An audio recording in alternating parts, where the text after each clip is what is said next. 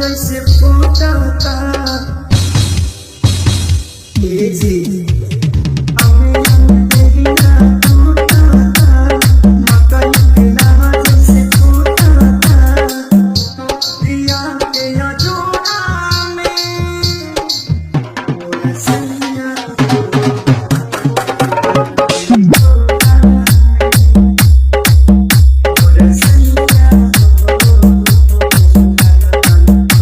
चांदनी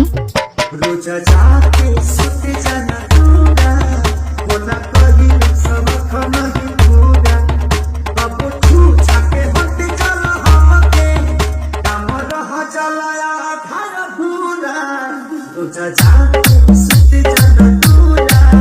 बोला कही सब खमही पूरा चलता जवानी रहना हो लगता निकल जाई बहरा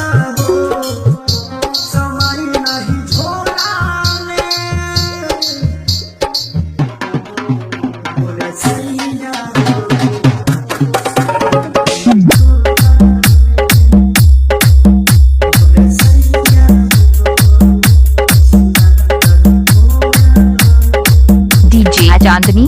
प्यारी लालिया जाता पाती तो से नीके बड़े सुन संगे हाथी तनी देखा धनम के आशीष के तनी घूमे में हर के गाती प्यारी लालिया जाता पाती तो से नीके बड़े सुन संगे हाथी मन कर दी तो के गाड़ी हो सुनी ना ये सैया के साथी